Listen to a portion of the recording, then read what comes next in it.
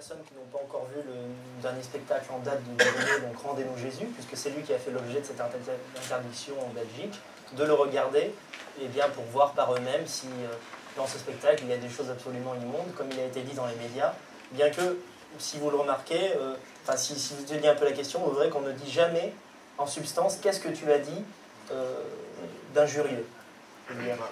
Pour bien comprendre juridiquement comment les choses se sont passées, c'est absolument ahurissant. Je suis avocat depuis 17 ans, je n'ai jamais vu ça. Pour interdire un spectacle, il y a deux solutions juridiques. Il n'y en a pas trois, il y en a deux. Soit le maire prend un arrêté interdisant le spectacle parce qu'il considère qu'il y a des risques de troubles à l'ordre public. C'est ce qui avait déjà été le cas en 2009. Et le Conseil d'État avait annulé cet arrêté. Donc le bourgmestre s'est dit, on ne va pas faire ça, ça ne va pas marcher. La deuxième solution, c'est que lorsqu'il y a des troubles qui se produisent à un moment donné, bien, le maire envoie la police pour que les troubles s'arrêtent. Or, ici, dans ce cas-ci, à notre avis, il n'y a pas eu d'arrêté de bourgmestre, parce qu'on savait, le bourgmestre savait que ça allait être annulé. Et pendant le spectacle, nous avons les vidéos. Et nous avons quantité de témoignages. Il n'y a jamais eu de trouble à l'ordre public. Je dirais même que le seul qui apaisait la salle était précisément Dieudonné.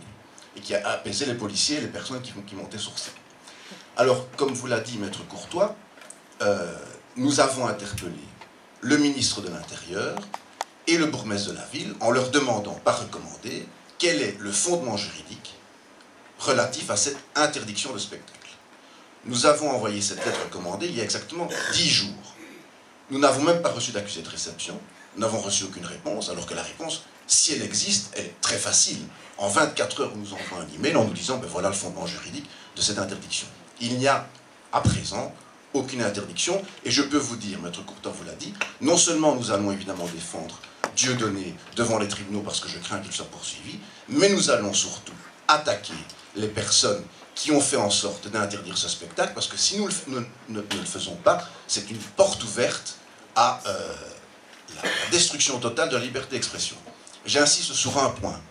En 2009, un arrêté avait été pris pour annuler le spectacle de Dieudonné, le Conseil d'État l'a annulé, et le Conseil d'État s'est fondé sur la liberté d'expression. Alors, il faut quand même se rappeler une chose qu'on ne dit jamais dans la presse, c'est que la liberté d'expression, ce n'est pas seulement parler du beau temps, de la couleur des tomates et de la taille des pommes de terre. Ça n'a aucun sens. La liberté d'expression, elle vaut aussi pour les idées qui choquent, les idées qui dérangent. C'est le Conseil d'État qui le dit, c'est la jurisprudence européenne qui le dit, et c'est précisément ce que le Conseil d'État a dit à l'égard de Dieudonné. Donc nous allons continuer ce combat, et comme vous l'a dit Maître Courtois, il faut absolument que les supporters de Dieudonné nous aident, nous fassent part de leurs vidéos, de leurs commentaires, lors de leur présence dans ce spectacle, et nous vous tiendrons évidemment informés par l'intermédiaire des sites de Dieudonné de l'évolution de ces procès, mais que nos adversaires ne se réjouissent pas trop vite, parce que nous avons quelques biscuits pour partir au procès. Merci. Excusez-moi.